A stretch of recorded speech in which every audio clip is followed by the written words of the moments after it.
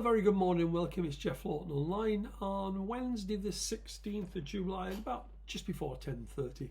Now I didn't put a video up yesterday because racing was so poor and there was nothing really to tell you. Today's pretty similar with a lot of very short runners today. But if you listened on Monday when I last put a message up, I really hope that I put you off a couple of extremely short ones. India Love at 1 to 2, dead heated.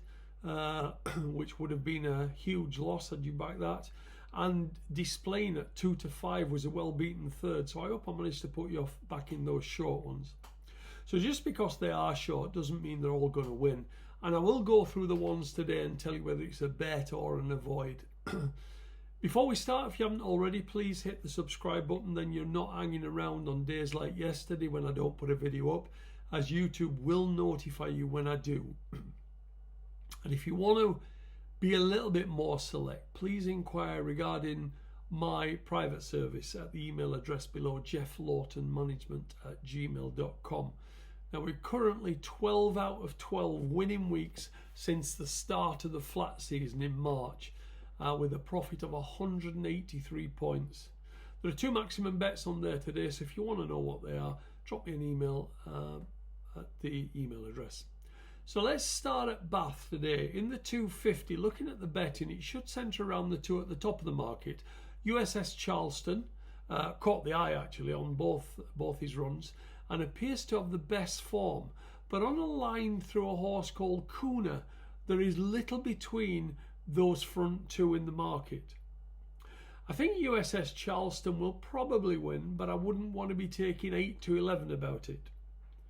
In the 350, again, this should centre around the two at the front of the market, both of which are 3-year-olds. And over this trip, at this time of year, they receive £11 weight for age from the older horses. I Want My Time With You was impressive last time when stepping up to 1.5 miles, and today goes up another 2 furlongs. But as he's damn won over 2 miles, this trip should hold no fears. He carries a £6 penalty for that win 9 days ago, but when his new mark kicks in on Saturday, he'll go up another £5.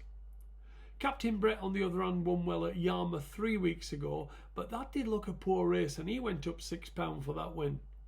I definitely prefer the Ed Dunlop horse out of the two.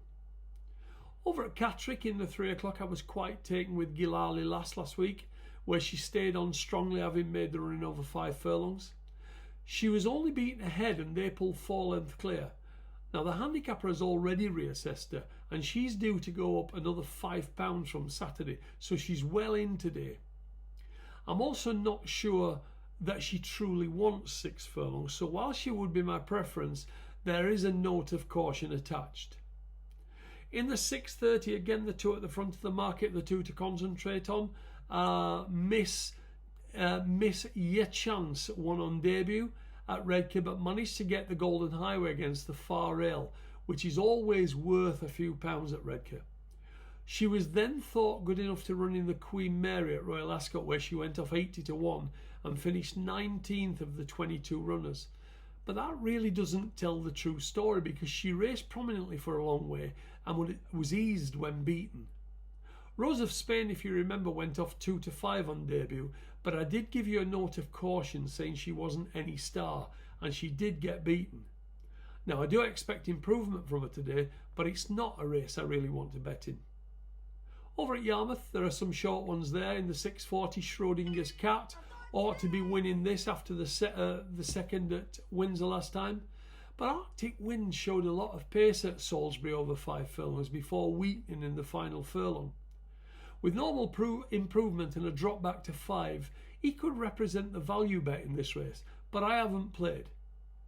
In the 840, Daring Legend of Michael Appleby's has been knocking on the door over his last 5 runs, but he hasn't managed to get his head in front, which tells me that the handicapper has him just about where he wants him.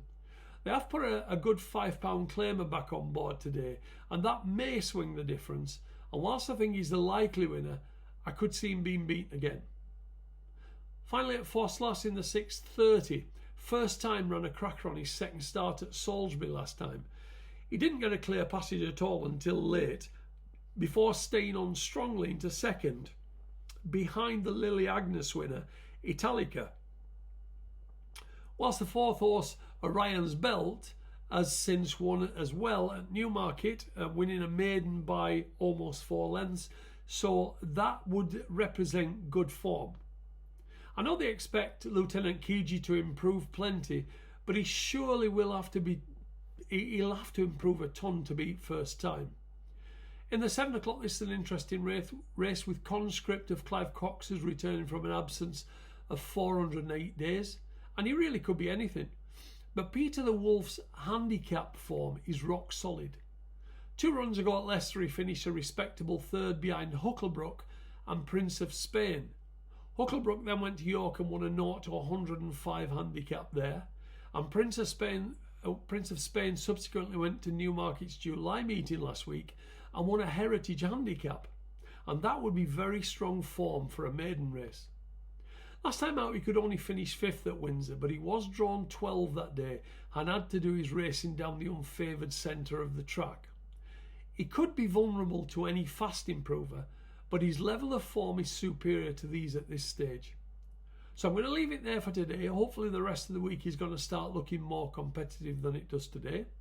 And remember, if you want to know what my bets are today or any other day, drop me an email at the email address below, jefflawtonmanagement@gmail.com. And many thanks for dropping by. Thank you.